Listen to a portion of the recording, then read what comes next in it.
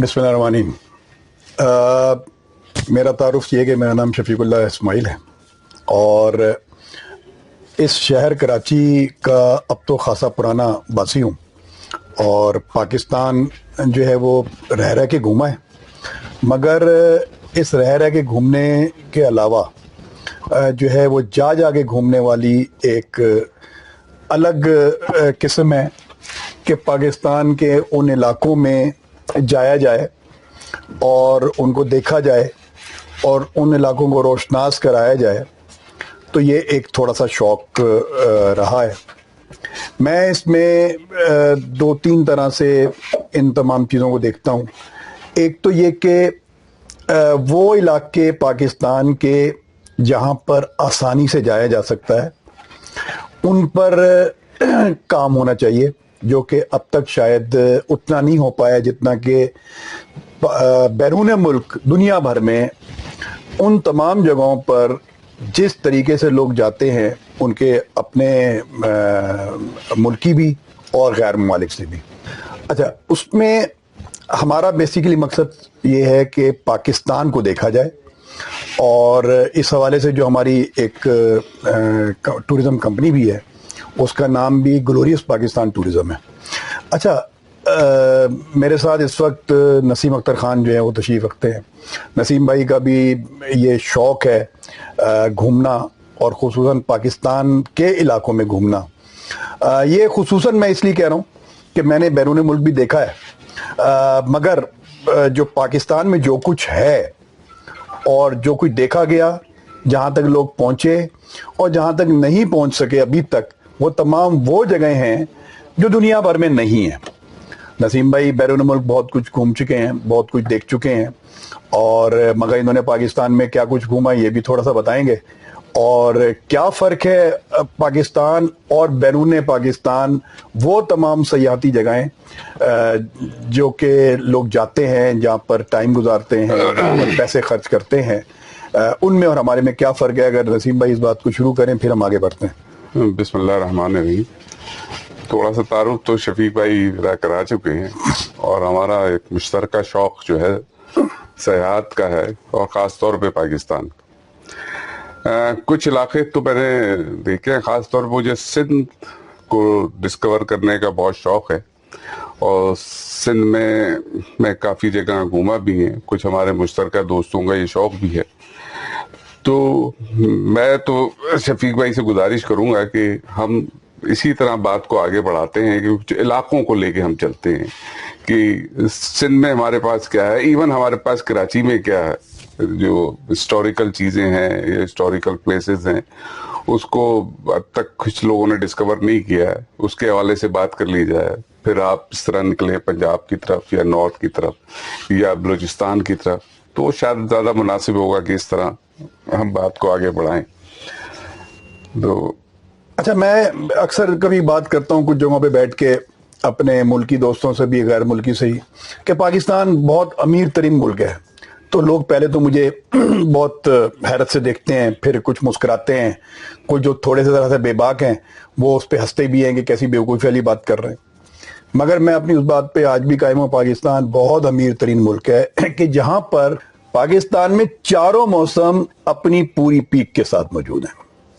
और इसके साथ एक ज़रूरी बात यह भी कि पाकिस्तान के जो मकामी फल हैं वो अगर सीज़न की बात करें जून जुलाई में, तो मैंने वो गिने हुए और अपनी मेज़ पे रखे हैं। 24 फल हैं जो मकामी फल हैं, जो पूरी पीक पे दुनिया भर में ऐसा नहीं होता। चारों मौसम का मुल्क, जहाँ पर दरियाएं, जहाँ पर नहरें, जहाँ पर झीलें, और झीलें भी वो जो कि ज़मीन लेवल पे नहीं बल्कि आसमान के लेवल पे झीलें हैं, आबशारें हैं। हमारे पास मिट्टी के पहाड़, पत्थर के, काले पत्थर के पहाड़, और उसके साथ वो बर्फपोश पहाड़ जो 365 दिन बर्फ से ढके हुए होते हैं, वो पहाड़ भी मौजूद है हमारे पास।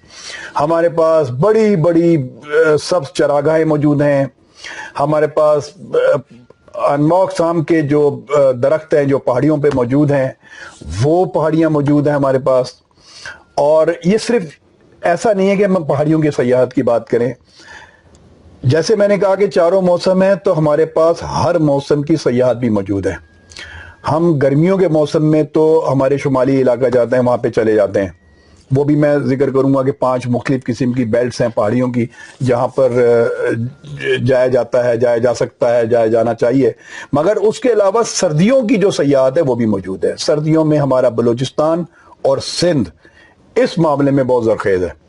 بلوچستان میں گو کہ گزشتہ کچھ عرصے اس طرح سے انریسٹ رہا ہے کہ لوگ جانے سے اجتناب کرتے رہے، مگر اس تمام کے باوجود بھی لاکھوں کی تعداد میں سیاح اس وقت بلوچستان جاتے ہیں. بلوچستان میں عجیب و غریب قسم کی قدرت کی صنائیاں ہیں کہ وہاں پر آپ اگر یہ قریب ترین جو کراچی کے بہت قریب ترین جو 214 کلومیٹر پہ ایک جگہ اب تو پرانی ہو گئی، جو کن ملیر کے نام سے جگہ ہے، جب ہم گوادر کی طرف جاتے ہیں تو یہ ایسی عجیب و غریب قسم کی پہاڑیاں ہیں کہ ہوا سے اور مختلف وقت میں وہ جا کر اس طرح سے پہاڑیوں میں کٹاؤ پیدا ہو گئے کہ مختلف قسم کی شکلیں بن گئی ہیں اور محلوں کے جھروکے قلعے بنے ہوئے ہیں، وہ ہوا سے بنے، سب قدرتی، کسی نے کوئی اس کو ہاتھ نہیں لگایا.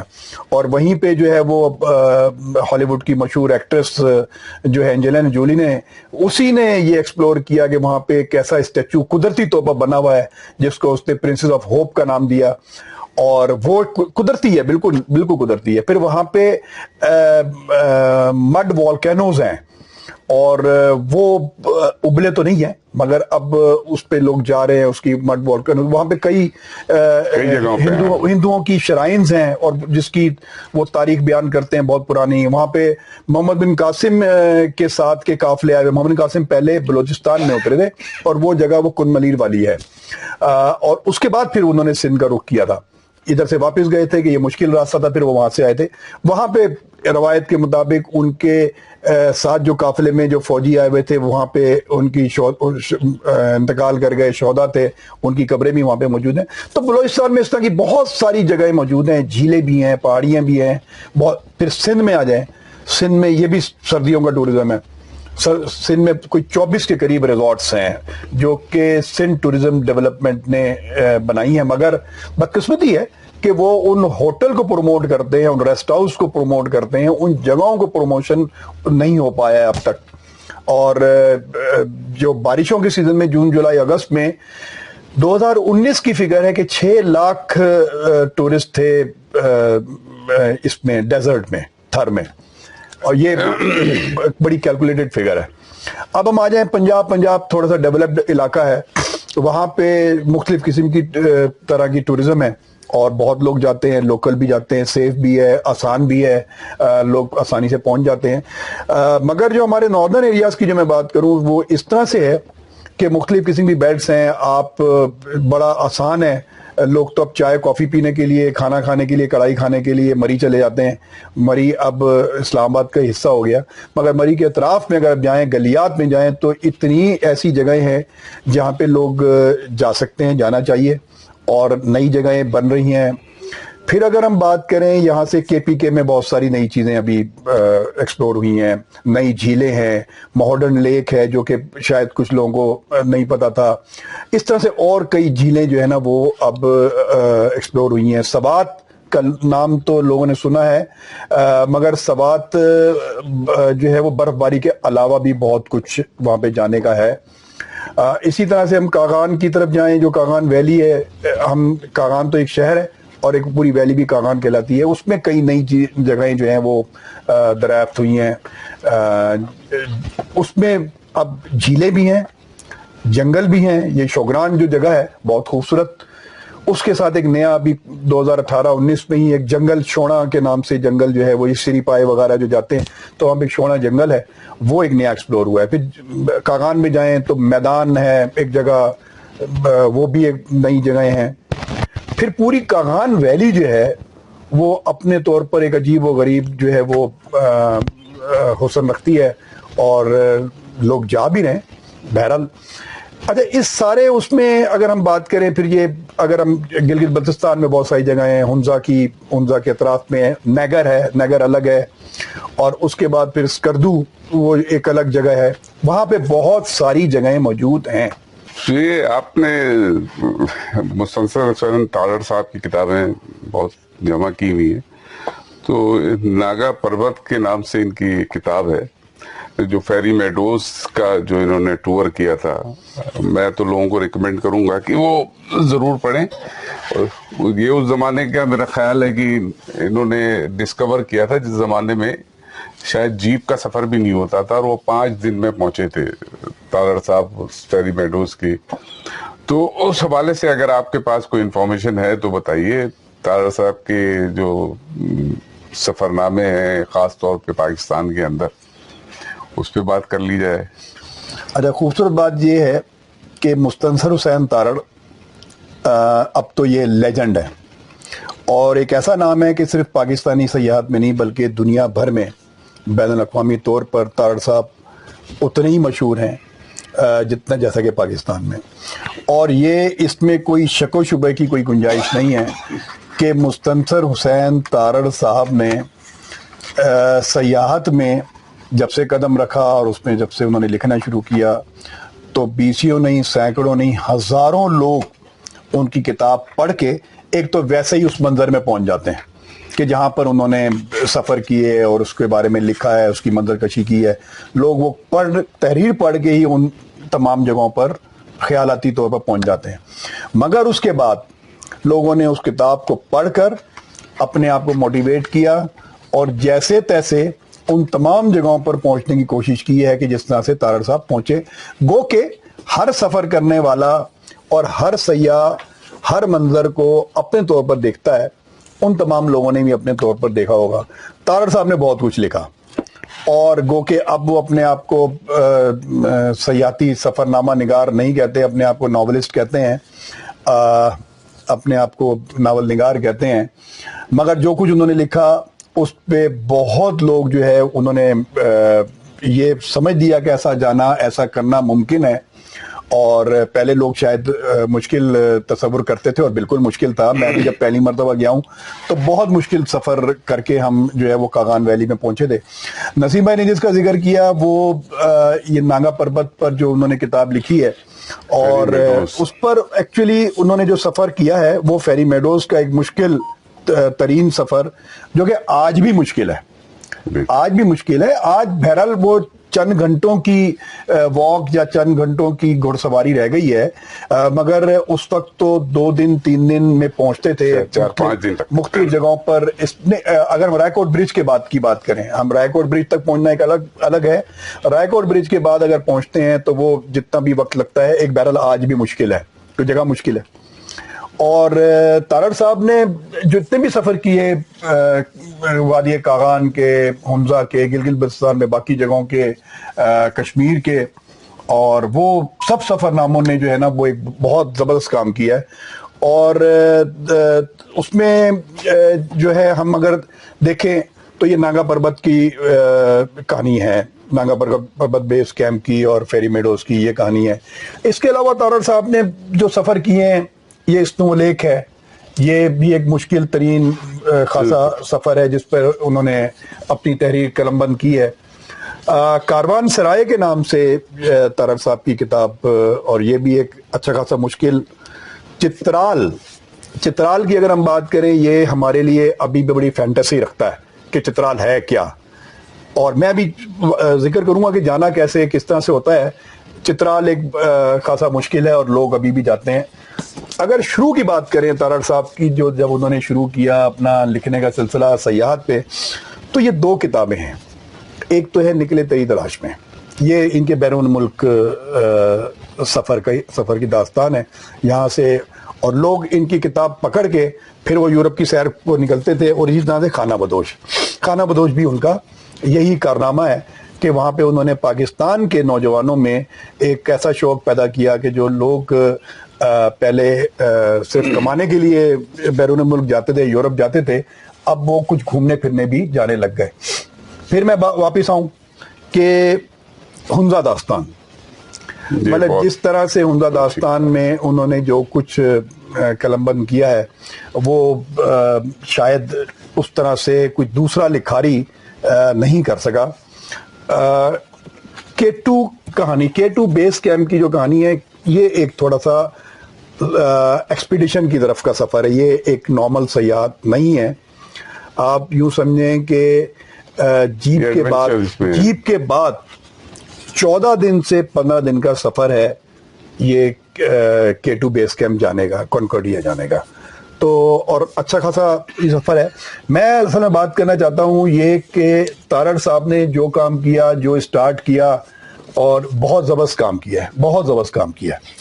اور اس سے ہماری سیاحت میں ایک نئی جہت پیدا ہوئی ہے، فروغ ملا ہے، لوگ ان جگہوں پہ جانے لگ گئے ہیں، مقامی لوگوں کو جو ہے وہ روزگار میسر آیا ہے، ان کا لائف سٹائل جو ہے وہ بہتر ہوا ہے، ان علاقوں میں ذرا تبدیلی آئی ہے جہاں پر میں بات کرتا ہوں کہ میں پہلی مرتبہ جب میں گیا تھا کاغان سیف الملوک گیا ہوں، اس ناران بازار میں ایک پی ایس او کا پیٹرول پمپ تھا، ایک پی ڈی ٹی سی کا گیسٹ ہاؤس تھا، اور اس کے علاوہ 3 لکڑی کے بنے ہوئے وہاں پہ ہوٹل تھے جن کو کمروں کے ہوٹل کہتے ہیں، اور لکڑی کے بنے ہوئے 5 یا 6 ہٹیاں تھیں، اگر ہٹیاں سمجھتے ہیں، چھوٹی چھوٹی دکانیں تھیں ان کے وہاں پہ، اور یہ سب کچھ تھا، اور پیچھے نہر تھی. میں اس وقت میں گیا ہوں. آج اگر آپ جاتے ہیں تو وہاں پہ پورا ناران بازار مری کی مال روڈ کا منظر پیش کرتا ہے. وہ کیسے ہوا؟ وہ یقیناً جو ہمارے تارڑ صاحب اور تارڑ صاحب کے بعد جو بہت سارے دوسرے جو لکھنے والے آئے، سیاح آئے جنہوں نے سفر نامے لکھے ہیں، ان کی وجہ سے یہ سارا اس طرح سے ممکن ہو پایا. میں ایک اور پاکستان کے ایک بڑے ٹورسٹ کا ذکر کرنا چاہوں گا، ہمارے دوست ہیں، انجینئر ہیں، عبید اللہ کیہر. یہ ویسے تو جیکب آباد سے اور این ای ڈی کراچی سے انہوں نے انجینئرنگ کی، بائی پروفیشن یہ انجینئر ہیں، مگر پاکستان کے سفر نامے انہوں نے بہت سارے کیے، بین الملک بھی کیے، اور بہت اچھی خوبصورت تحریر. اور ان کا بھی انداز یہ ہے کہ یہ بھی ان جگہوں پر خیالاتی طور پر پہنچا دیتے ہیں. یہ ان کی کتاب ہے جو انہوں نے پاکستان کے دریاؤں پہ کی ہے. اچھا، اس پر بھی کیہر یہ لکھتے ہیں کہ پہلے یہ انہوں نے مستر حسین تارڑ صاحب کے ساتھ یہ سفر کرنا تھا، اور جس کو کوئی ایک ٹی وی چینل جو ہے اسپانسر کر رہا تھا. بعد میں شاید جو بھی معاملات ہوئے اس میں کیہر نے یہ اکیلا سفر کیا ہے اور پوری اس کی ڈاکومنٹری بنائی ہے. اور کیہر وہ سیاح ہیں، وہ رائڈر ہیں کہ جنہوں نے پاکستان کی پہلی ڈیجیٹل سفر نامہ بھی انہوں نے بنایا ہے، اور بہت اچھے فوٹوگرافر ہیں، بہت اچھے جو ہے وہ ڈاکومنٹری بنانے والے ہیں. یہ انہوں نے پاکستان کے دریاؤں پہ کہانی لکھی ہے. یہ ایک ان کی اور کتاب ہے سفر کہانیاں، یہ بھی انہوں نے بہت خوبصورت تحریر ہے جس پہ انہوں نے مختلف قسم کے سفر جو ہے وہ جو کیے تھے اس کو انہوں نے یہاں پہ لکھا ہے، جس پہ پاکستان بھی ہے، چین بھی ہے، ایران، آذربائیجان، سعودی عرب اور ترکی کے یہ سفر نامے ہیں ان کے مختلف اوقات میں. پھر انہوں نے پاکستان کے شہروں پہ یہ شہر کہانیاں لکھی ہے، مختلف قسم کے شہروں کی تفصیل. اور اس کے کیہر جو ہے بائکر بھی ہیں اور اکیلے نکل جاتے ہیں، سولو ٹورسٹ ہیں. یہ انہوں نے اپنی موٹر سائیکل پکڑی ہے، اور اب یہ اسلام آباد سے ساہیوال تک کا ان کا آج سے سفر کا آغاز ہونا ہے. اور مختلف قسم کے جو بائکرز کے گروپ ہے پاکستان میں، وہ ان کے ممبرز بھی ہیں، اور جب یہ بائکرز کے گروپ جاتے ہیں مختلف جگہوں پہ تو یہ ان کے ساتھ بھی شامل ہوتے ہیں. تارڑ صاحب کے حوالے سے تو آپ نے کافی ڈیٹیل گفتگو کر لی. ان کے علاوہ کچھ اور بھی لکھاری ہیں اردو میں جو کہ اس فیلڈ کے کتابیں لکھی ہیں انہوں نے؟ جی بالکل، بہت سارے لوگ ہیں، جیسے تارڑ صاحب ہیں، اور اس کے بعد ہم نے عبید اللہ کیہر کا ذکر کیا ہے. عبید اللہ کیہر نے بھی خاصا کام کیا ہے. اس کے بعد ہم بات کرتے ہیں، بہت سارے لوگ ہیں، جیسے ہم بات کریں ایک سلمہ ایوان خاتون ہے، آج کل وہ لکھ رہی ہیں، ان کا چل رہا ہے چین کا دورہ، اور یہ انہوں نے ایک دورہ کیا، اس پر انہیں کتاب سلمہ ایوان، اور اس کے بعد ایک انہوں نے ترکی کا دورہ کیا. اور یہ خواتین ہیں، یہ 2 خواتین جو ہے وہ گھوم رہی ہیں، اور ابھی وہ چائنا کے لکھ رہی. بہت اچھا انداز تحریر ہے، اور انہوں نے اچھی خاصی تفصیل اس بارے میں لکھی ہے. پھر ان کے علاوہ اگر میں سب سے پہلے بات کروں تو رضا علی عابدی ایک بڑا معتبر اور بڑا مستند نام ہے ریڈیو کے حوالے سے، مگر انہوں نے اس کے علاوہ بہت کچھ لکھا ہے. اور یہ ایک کتاب انہوں نے جن کی بہت ہی مشہور اور بڑی معروف ہوئی، جرنیلی سڑک. یہ کتاب رضا علی عابدین نے اپنے ریڈیو کے زمانے میں لکھی ہے، اور یہ جی ٹی روڈ جس کو ہم سمجھتے ہیں، اور شاید اکثر لوگوں کو اس کا نہیں پتا یہ کس کا مخفف ہے، یہ جی ٹی روڈ ہے گرینڈ ٹرنک روڈ، جو کہ شیر شاہ سوری نے بنائی تھی، اور یہ پشاور سے لے کر کلکتہ تک جاتی ہے، پشاور سے کے پی کے پنجاب، اور پنجاب سے پھر یہ گھومتی ہوئی بھارت، اور بھارت میں یہ کلکتہ تک آخری اس کا کنارہ ہے۔ یہ بیسیکلی تو فوجی سڑک تھی، اب اس پہ جو کچھ بنایا، اس پہ دمدمے، اس پہ ریسٹ ہاؤسز، اور ہر 200 کلومیٹر کے بعد، ہر 20 کلومیٹر کے بعد جو چیزوں کی تفصیل ہے کہ وہاں پہ انہوں نے اس کا پوسٹ آفس اور ایک پولیس فوجی چھاونی، یہ سب چیزیں، اور گھوڑوں کے لیے استبل وغیرہ سب کچھ۔ تو یہ جرنیلی سڑک پشاور سے شروع ہوئی ہے، اور پشاور میں انہوں نے اس کا لینڈ مارک بھی تلاش کیا جو کہ 0 کلومیٹر شروع ہوتا ہے، اور یہ کلکتہ تک جاتی ہے۔ انہوں نے اس کے جہاں جہاں سے گزرتی ہے اس جگہ پہ شہر کی آبادیاں، ان کو بود و باش، ان کا رہن سہن اور زبان اور ان کی اکانومی، اس سب کو انہوں نے بہت اچھا کور کیا ہے۔ شیر دریا، یہ بھی رضا علی عابدی صاحب نے بہت ہی خوبصورت کتاب، یہ انہوں نے، یہ شیر دریا مطلب دریائے سندھ کی بات ہو رہی ہے، جو کہ سندھ کو شیر کہتے ہیں، اور یہ انہوں نے شروع کی ہے اسکردو سے، لداخ سے۔ لداخ بھارت میں اسکردو والا جو حصہ اس طرف کا آتا ہے وہاں سے شروع ہوتا ہے، انہوں نے وہاں سے شروع کیا، اور پورا دریا کے ساتھ انہوں نے سفر کیا، اس کی ریکارڈنگ کی ہے، جہاں جہاں اس کا جغرافیہ اور اس کی تاریخ، اس کے لوگ، اور یہ کراچی تک آئے، ٹھٹا کے قریب جا کر یہ ڈیلٹا میں جو پانی جا کے ملتا ہے سمندر میں، یہ اس تک کی تفصیل، اور بہت ہی خوبصورت۔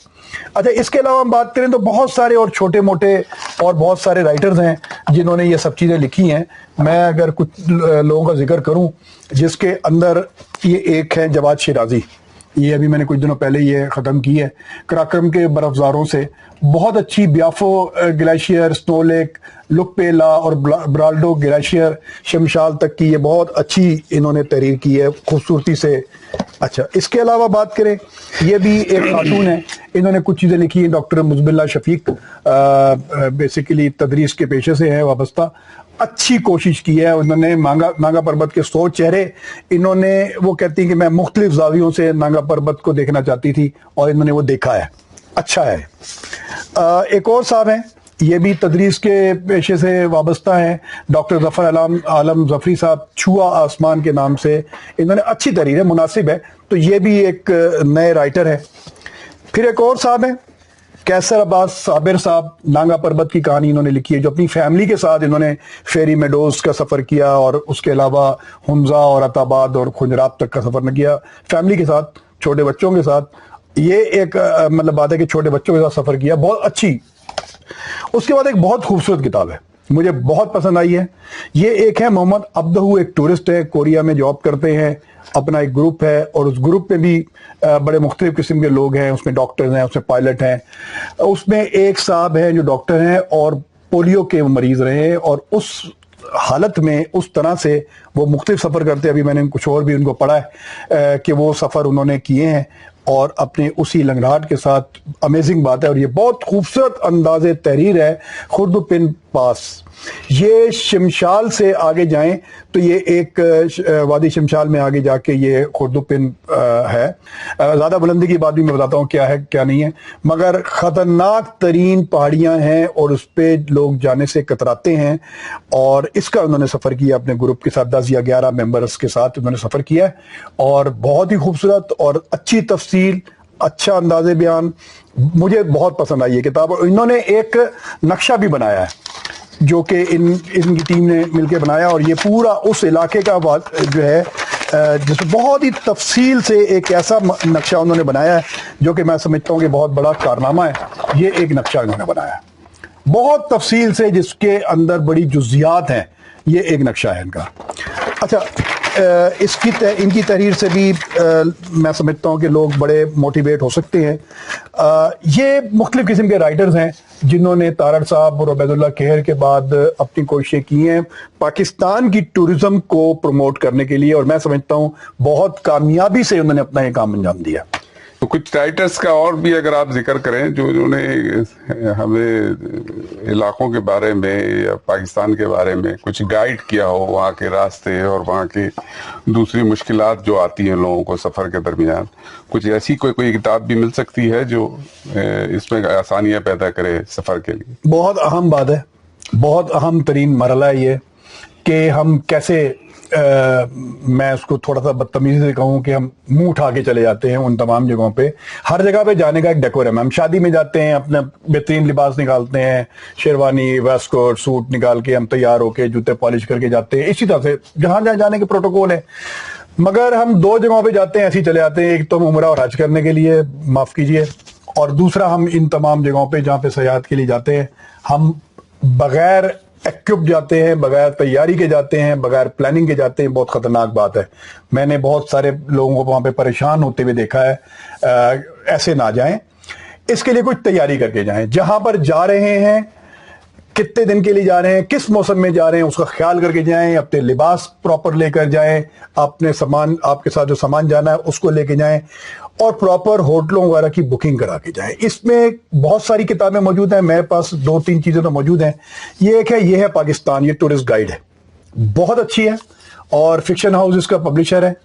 کوئی مہنگی کتاب نہیں ہے. اس میں پورے پاکستان میں جہاں آپ گھومنا جانا چاہتے ہیں اس کی تفصیلات موجود ہیں، ان جگہوں کی جزیات بھی ہیں، اور اس کے ساتھ ساتھ ہوٹل کی بکنگ، ان کی قیمتیں کہ کتنی قیمت تک پہ مل سکتے ہیں. یہ یقیناً ویری کرتی ہیں، موسموں کے حساب سے ویری کرتی ہیں. پھر اب یقیناً یہ 2 سال کا جو گیپ تھا کووڈ کا، اور اس کے بعد یقیناً فرق آیا ہوگا، مگر جب یہ لکھی ہوئی کتاب اس وقت تک کی ویلیڈیٹی موجود ہے کہ وہ ان قیمتوں میں کھانا اور ہوٹل وغیرہ مل سکتا ہے. تو ایسی کوئی تیاری ضرور کر کے جائیں. بہت ساری کتابیں موجود ہیں جس میں آپ کب، کہاں، کیسے جانا چاہیے، کن لباس کے ساتھ جانا چاہیے. میں اس میں ذکر کروں کہ میں نے اس طرح سے پریشان ہوتے ہوئے لوگوں کو دیکھا ہے کہ جہاں پر لوگوں کے پاس پراپر لباس نہیں تھے، وہاں پہ سردی آ گئی، بارش آ گئی. کچھ لوگ برفباری کراچی والوں کے لیے ایک بہت بڑی جو فینٹیسی ہے وہ بارش ہے، برف ہے. ہمارے سے لوگ برف دیکھنے جانا چاہتے ہیں، مگر اس برف باری کے ساتھ ایکوپ نہیں ہوتے. پچھلے عرصے میں جو خوفناک واقعہ مری میں درپیش آیا ہے، میرے حساب سے جو میں نے اس پہ لکھا ہے، جو میں نے کہا ہے، اس میں جو حکومتی اداروں کے ساتھ ساتھ بہت بڑا قصور جو ہے وہ ان ٹورسٹ کا ہے جو لوگ مری میں گئے ہیں بغیر کسی پلاننگ کے. اس میں بہت بڑے قصوروار ٹورسٹ ہیں. گو کہ سخت بات ہے، مگر اس میں یہ بات حقیقت یہ ہے جو میں نے پورا جائزہ لیا ہے، اس میں جانے والوں کا بہت بڑا قصور ہے کہ جہاں پر 100 گاڑی جانے کی جگہ ہے وہاں پہ 5000 گاڑیاں چلی جائیں. جہاں پہ 200 لوگوں کے رہنے کا انتظام ہو وہاں پہ 20000 لوگ چلے جائیں تو کیا ہوگا، یہ آپ خود اندازہ کر سکتے ہیں. تو یہ گائیڈز بک موجود ہیں، ان کے ساتھ جائیں، تفصیلات طے کر کے جائیں، اپنی پراپر بکنگ کے ساتھ جائیں اور پراپر گاڑیوں کے ساتھ جائیں. ایسے نہ جائیں خدا کے واسطے، اپنے لیے بھی مشکلات پیدا کرتے ہیں اور وہاں کے لوگوں کے لیے تو مشکلات پیدا ہوتی ہیں. اچھا، اب شفیق صاحب یہ بتائیے، واپس میں کراچی کی طرف آتا ہوں کہ کراچی میں بھی تو بہت ساری عمارات اور بہت ساری جو ہے ہسٹری سے ریلیٹڈ چیزیں موجود ہیں. اس کے حوالے سے کسی نے کچھ لکھا ہے کراچی شہر؟ بہت کچھ لکھا ہے اور اس میں میں سمجھتا یہ ہوں کہ ایک حق تلفی ہے ہر اس شہر کے رہنے والوں کی جو اپنے شہر کو نہیں گھومتے، اپنے شہر کی چیزوں کو نہیں دیکھتے. یہ ایک حق تلفی ہے اور ان کو چاہیے سب سے پہلے اپنا شہر دیکھیں، وہاں کی عمارتیں. اور پاکستان جتنا پرانا ملک اب ہو چکا، اس میں اگر ہم کچھ نئے شہروں کی بات نہ کریں تو پرانے جو شہر ہیں اس میں کوئی نہ کوئی ایسی چیز ضرور موجود ہے جہاں پر آپ کو گھومنے کے لیے اور تفریح کے لیے اور پرانا ہیریٹیج دیکھنے کے لیے بہت کچھ دستیاب ہے. میں اس میں اگر بات کروں کہ کراچی میں کچھ ایسی کتابیں لوگوں نے لکھی ہیں، بہت ساری ہیں، میرے پاس تو چند کتابیں ہیں. یہ اختر بلوچ صاحب ہیں، یہ بلاگر ہیں، کرانچی والا کے نام سے انہوں نے کتاب لکھی ہے. بہت اچھی تفصیل ہے، بہت پڑھنے والی کتاب ہے اور یہ دیکھ کے ہمیں اندازہ ہوگا کہ کراچی میں بھی بہت کچھ ہے دیکھنے کے لیے. میں سمجھتا ہوں اسے کچھ سیکھا جا سکتا ہے. پھر عبید اللہ کہر نے بھی ایک کراچی شہر کے بارے میں کچھ لکھا جو کہ انہوں نے بیسیکلی اپنے واقعات لکھے ہیں. کراچی جو ایک شہر تھا یہ اپنے واقعات لکھے، مگر اس میں بہرحال کراچی کی کئی چیزیں ایسی درج ہیں جو کہ ہمارے لیے شاید خبر ہو، ہمارے لیے نئی معلومات ہو. رمضان بلوچ صاحب یہ بھی ایک مشہور آدمی ہیں انہوں نے لیاری کی انکہی کہانی لکھی ہے. لیاری جو کراچی کا بہت پرانا علاقہ ہے کہ اولڈ کراچی جس کو کہتے ہیں، کھارا در اور یہ سب علاقے، ان میں لیاری ایک ایسی جگہ ہے جن میں سے بہت ساری چیزیں لوگوں نے دیکھی نہیں ہے، سنی نہیں ہے، پتہ نہیں ہے، اس کے بارے میں تفصیل لکھی ہے. پھر ایک صاحب ہیں کھتری عبدالغفور کانڈا کریا، انہوں نے کراچی کی ایک تاریخ لکھی ہے، کراچی کی کہانی، تاریخ کی زبانی. اس میں بھی بہت سی تفصیلات اس پہ انہوں نے درج کی ہیں، جس کو میں سمجھتا ہوں پڑھنا چاہیے ان تمام لوگوں کو جو ان تمام چیزوں سے شوق و شغف رکھتے ہیں، پرانے جس کو ہیریٹیج کہتے ہیں، ان کے ساتھ ان کا لگاؤ ہے، اور وہ اگین جو سیاحت کرنا چاہتے ہیں ان کے لیے. اس کے علاوہ ایک بہت ہی زبردست کتاب اقبال رحمان مانڈویہ والا، اس دشت میں ایک شہر تھا. اچھا، اس کتاب کا نام رکھنے کے لیے بھی انہوں نے ایک مقابلہ منعقد کروایا تھا، اور مختلف قسم کے جو ان کے دوست ہیں، احباب ہیں، ان کے گروپ میں تھے، ان کے ساتھ انہوں نے اس کتاب کا نام بھی رکھوایا. اور عقیل عباس جعفری صاحب نے اس کتاب کا نام جو ہے تجویز کیا تھا، جو کہ سلیکٹ ہوا تھا، اور یہ نام ان کے تجویز پہ رکھا گیا. اور اس میں بہت تفصیلات موجود ہے. اقبال صاحب نے بہت کچھ لکھا ہے کراچی کے بارے میں. گو کہ میرے حساب سے ابھی بھی اس میں بہت ساری چیزوں کی کمی ہے، گنجائش ہے، بہت کچھ لکھا جا سکتا ہے. غالباً اقبال صاحب خود ہی کریں گے. ابھی ان کا اس کتاب کا ایڈیشن بھی آ چکا ہے، نیا ایڈیشن ہے، اس میں کچھ اور تفصیلات درج ہے، مگر اس کے باوجود بھی میرے حساب سے تشنگی ہے. اس پر بہت کچھ لکھا جا سکتا ہے کراچی پر. میں یہ کہتا ہوں کہ کراچی میں جو لوگ رہتے ہیں، جو دوست احباب ہیں، بہت کچھ گھوم سکتے ہیں. اپنی چھٹیوں کو، اپنے اتوار کو اگر حالات اچھے رہتے ہیں، اس میں بہت کچھ گھوما جا سکتا ہے. ہمارا پرانا کراچی ہے، اس میں بہت ہیریٹیج ہے، بہت ساری ایسی عمارتیں ہیں. دیکھیں، پنجاب میں لاہور ہیریٹیج فاؤنڈیشن ایک بنائی گئی تھی، جو مختلف آرکیٹیکٹ تھے، یاسمین لاری اور نری علی دادا وغیرہ نے. انہوں نے تمام پرانی عمارتوں کو توڑنے سے رکوا دیا، وہ پریزرو کروا دی، ان پہ تختی لگ گئی ہیں، وہ بلڈنگیں ٹوٹیں گی، عمارتیں ٹوٹیں گی نہیں، ان کو اسی حالت میں انہوں نے پریزرو کیا ہے. کراچی میں ایک حالات ایسے تھے کہ یہ لوگ، تمام لوگ، ان کا جو گروپ تھا، کوشش کرتا رہا، ہم بھی اس میں شامل تھے، کہ یہ تمام پرانی عمارتیں ٹوٹنے سے بچ جائیں، مگر بہت ساری عمارتیں ٹوٹ گئی. مگر اب گزشتہ کچھ عرصے سے یہ کوششیں کامیاب ہو گئی ہیں، اور وہ پرانی عمارتیں پوری طرح سے ڈیمولش نہیں کی جا رہی. یقیناً ان جو مالکان ہیں، وہ تو ان کو اپنے سرمایے کی بھی فکر ہوگی، وہ عمارتیں توڑ رہے ہیں، مگر اس شرط کے ساتھ کہ جو اس کی تمام بیرونی دیواریں ہیں وہ نہیں ٹوٹیں گی، اس کو اسی صورت میں برقرار رکھا جائے گا. ان کا وہ جو آرکیٹیکچر ہے، وہ جو شناخت ہے، وہ برقرار رہے گی. پیچھے سے پوری بلڈنگ تبدیل ہوگی، وہ ٹوٹے گی، نہیں بنے گی، مگر جو سامنے کی دیواریں ہیں ان کو محفوظ کیا جا رہا ہے. یہ ایک بہت اچھی کوشش ہے، اور بہت پرانی انگریزوں کے زمانے کی، ہندوؤں کے زمانے کی، پارسیوں کی بنی ہوئی بلڈنگ ہے. 1800 کے اواخر کی عمارتیں ہیں، 1900 کی کچھ عمارتیں ہیں. پورے ہم چلے جائیں تو پورا کھارا در، میٹھا در، لیاری، یہ جو بندر روڈ، جو ایم اے جناح روڈ ہو گئی، یہ پوری سڑک، آئی چندری گڑھ روڈ، صدر کے بہت سارے علاقوں میں، اور کینٹ اسٹیشن کے اطراف کے علاقوں میں، یہ جو پاکستان چوک ہے، جو بنس روڈ ہے، اس کے اطراف میں بہت بے تحاشا، بے لاتعداد عمارتیں ہیں جو پرانی ہیں. ان کو محفوظ رکھنا چاہیے. ہمارے دیکھنے کی چیزیں ہیں جن کو ہم دیکھ سکتے ہیں. کئی علاقے ہیں، کئی پرانے اسپتال ہیں، کئی پرانے اسکول ہیں، کئی پرانے کالج ہیں، جن کا ہم نے صرف نام سنا ہوا ہے مگر دیکھا نہیں ہے. اس کا بھی انتظام، اچھا انتظام بھی شروع ہو چکا ہے. ایک ایسی ایک سوسائٹی بنی ہے جو اب وہ سی کراچی کے نام سے اس کو دکھا رہے ہیں، اور غالباً مہینے میں 1 یا 2 اتوار وہ بندوبست کر رہے ہیں کہ وہ گاڑی میں بٹھا کر کوئی ناشتہ کھانے کا بندوبست بھی ہوتا ہے.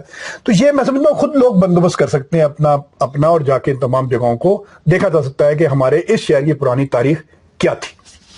جناب شفیق صاحب اور جناب نسیم صاحب، آپ کی آمد ہمارے لیے حوصلے کا باعث ہے. یہ ساری گفتگو ہم نے ریکارڈ کی ہے اپنے واٹس ایپ گروپ دوستی کتاب سے کے لیے. जहां काफ़ी बड़ी तादाद में किताबों के शायकीन भी हैं और काफ़ी बड़ी तादाद में मोतबर इशाती इदारे भी हैं, जिनसे हमने कहा यह है कि मिडिल मैन के कमीशन को कम कीजिए ताकि किताबें रसाई में आ सकें। तो वहाँ पे अक्सर 50% डिस्काउंट पे किताबें मिल जाती हैं। तो आपने आज जितनी किताबों का जिक्र किया है, मुझे इसमें पूरा यकीन है कि काफ़ी लोगों को तहरीक होगी कि सारी नहीं तो चंद किताबें वो ज़रूर ख़रीद लें।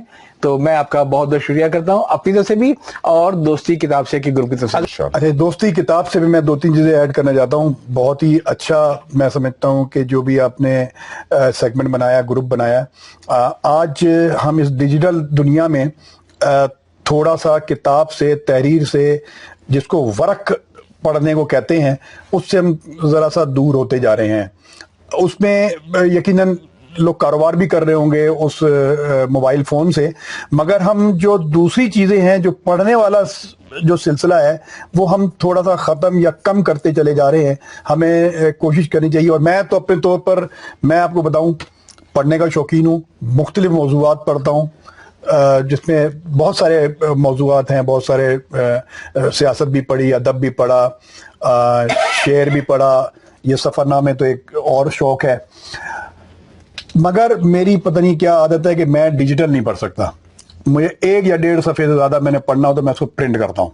तो मेरा आज अल्हम्दुलिल्लाह पढ़ने का शौक़ बरकरार है। और मैं उन तमाम मेरे जो बहुत सारे दोस्तों के ग्रुप हैं जो इस वक्त अदब पे, शेर पे और इस किताब के साथ रिश्ता जोड़ने के लिए बहुत सारा काम कर रहे हैं, और यकीनन वो लोग जिंदा लोग हैं जो आज इस सिलसिले में, इस दौर में भी ये काम कर रहे हैं।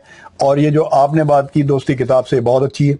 50% की बात जो आपने की, ये भी एक बहुत अच्छी बात है कि किताब कम से कम पहुंच में तो आए। अब किताबें महंगी हो गई हैं, कागज़ प्रिंटिंग महंगी हो गई है। इसमें उन इदारों की तरफ मैं एक निशानदेही करना चाह रहा हूँ। मैंने कुछ किताबें भी खरीदी हैं, उन्होंने हल्का कागज़ इस्तेमाल किया है। अच्छा, हल्का कागज़ भी वो इस्तेमाल करें जो कि ऐसा ना हो कि पढ़ने के दौरान ही फट जाए, ऐसा नहीं इस्तेमाल करें, हल्का इस्तेमाल करें।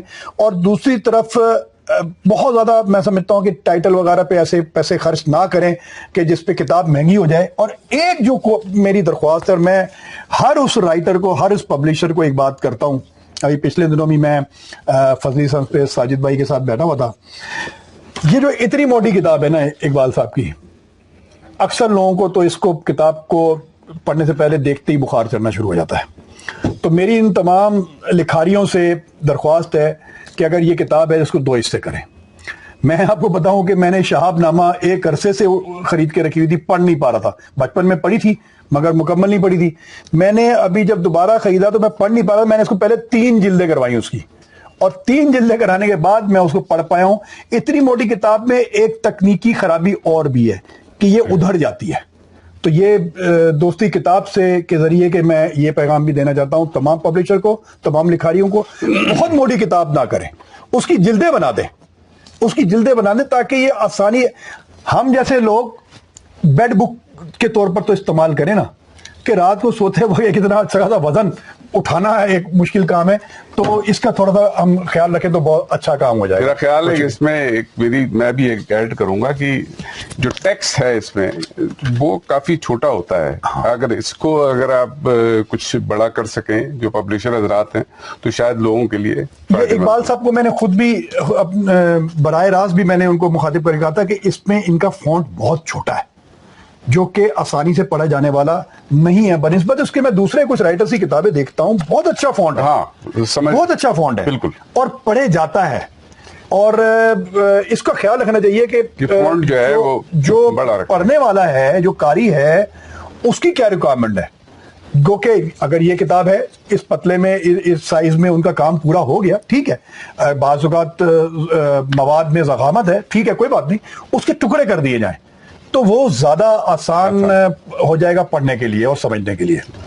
अच्छा, अगर मैं एक जुमला या 2-3 जुमलों का मैं इजाफा करूं इस दिन में जो तस्नीम भाई ने कहा दोस्ती किताब से, उसमें मैं उन तमाम ख़वातीन और हज़रात से मुखातिब हूँ, और ये मैं अपने अंदर से बात कर रहा हूँ कि हम किताब की रोनमाई में जाते हैं, किसी किताब की पजीराई की तकरीब में जाते हैं, और वहाँ पे वो लिखारी अपनी किताब को पेश करता है, उस पर मुख्तलिफ लोग ख्याल आराई करते हैं, तबसरा करते हैं, तनकीद करते हैं। اور اس کے اختتام پر وہ جو حضرات ان کے قریبی لوگ ہوتے ہیں وہ جاتے ہیں اور ان لکھاری سے وہ کتاب جو ہے وہ تحفتاً مانگتے ہیں۔ میں اس میں بہت محتاط ہوتے ہوئے میں افسوس کا اظہار کرتا ہوں کہ یہ نہ کریں۔ ایک کتاب بہت مشکل سے لکھی جاتی ہے اور اگر وہ اچھی کتاب ہے تو یقیناً اس کو خریدیں، خرید کے پڑھیں، اس سے ڈسکاؤنٹ مانگے۔ جیسے تسلیم بھائی نے کہا کہ بیچ کے کچھ لوگوں کو نکالیں تو وہ کتاب آسانی سے پہنچ میں آ جائے گی، وہ 50% پہ آ جائے گی۔ لکھاری سے مفت میں کتاب نہ مانگیں برائے مہربانی۔ یہ آپ کو اندازہ نہیں ہے کہ اس وقت اس کے دل پر کیا بیتتی ہے کہ جب آپ اسے مفت پہ کتاب مانگتے ہیں۔ میں دو باتوں کا ذکر کروں گا۔ ابھی ایک کتاب میم سعد ایمن کی ایک کتاب کی رونمائی تھی فاران کلب میں، اور انہوں نے اپنی اختتامی تقریر میں یہ فرمایا کہ جتنے حضرات یہاں پر آئے ہوئے ہیں ان سب کو میں یہ کتاب مفت تحفتاً پیش کرنا چاہتا ہوں۔ اور میں واحد آدمی تھا جس نے اس بات کا اسی وقت انکار کیا کہ آپ یہ نہیں کریں گے، اور ادھر باہر میں نے اسی وقت فوری طور پر ایک اسٹال لگوایا، میز ویز کا انتظام کروایا، اور ان کے بیٹے کو میں نے وہاں پہ بٹھایا اور کتابیں ان کے سامنے رکھ دیں، اور میں نے کہا مفت میں کسی کو نہیں ملے گی۔ سب سے پہلا خریدار میں تھا۔ میم سعد احمد کو میں نے وہاں پہ بٹھایا کہ آپ دستخط کر کے اپنے اس سے کتابیں لوگوں کو دیں، مگر پیسے لیے بغیر ان کے بیٹے کو میں نے کہا کوئی کتاب نہیں دی جائے گی، چاہے جتنی بھی فروخت ہوں۔ تو یہ میں سمجھتا ہوں کراچی ادب نواز شہر ہے، اور ہم شاید اپنے اس رویے کو تبدیل کریں گے کہ کتاب خرید کر پڑھیں گے۔ شکریہ شفیق اللہ صاحب، آج آپ سے کافی اچھی گفتگو رہی، اور یقیناً ہماری خواہش ہوگی کہ کسی اور نشست میں اور زیادہ اس پہ گفتگو کی جائے۔ بہت شکریہ۔ میں آپ دونوں کا، شفیق اللہ صاحب کا، شکل اسماعیل صاحب کا اور نسیم صاحب کا شکریہ ادا کرتا ہوں۔ ایک بہت ہی اہم موضوع پہ آپ لوگوں نے گفتگو کی ہے، اور سیاحت کے بارے میں کہ آدمی پریپیئرڈ تو ہو، اور پاکستان میں کتنی اپرچونیٹیز ہیں، کراچی کی کتنی اپرچونیٹیز ہیں۔ تو اپنی اکیڈمی کی طرف سے ایک تو پہلی بات تو یہ کہ میرے والد مرحوم ترجمہ کرتے ہیں عمار کیانی صاحب کی کتاب کا، اور جس کا نام ہے ایک جج ہنس بھی سکتا ہے شاید، تو یہ آپ دونوں کی خدمت میں ایک بہت شکریہ۔ اور دوسرا اس کے ساتھ ایک میں نے کتاب آپ کے لیے خاص طور پر لی ہے، اور وہ ہے ڈاکٹر ظفر احمد خان شیروانی صاحب کی۔ اس کتاب کی خاص بات یہ ہے کہ اس کی کوئی 23 ایپیسوڈ کی ریکارڈنگ اسی جگہ پہ ہوئی جہاں پہ کی ہے، اور جب وہ سارے آ گیا اس کے بعد اس کی ٹرانسکرپٹ کی مدد سے یہ ظفر شیروانی صاحب نے یہ کتاب تحریر ملے ہیں۔ ہاں میں انکاری ہوں۔ تو میں آپ لوگ کا بہت بہت شکریہ ادا کرتا ہوں کہ زحمت کی، اور امید ہے کہ آپ آئندہ بھی آتے رہیں گے۔ انشاءاللہ پہلا تو ہے لیکن آخری نہیں ہے۔ انشاءاللہ۔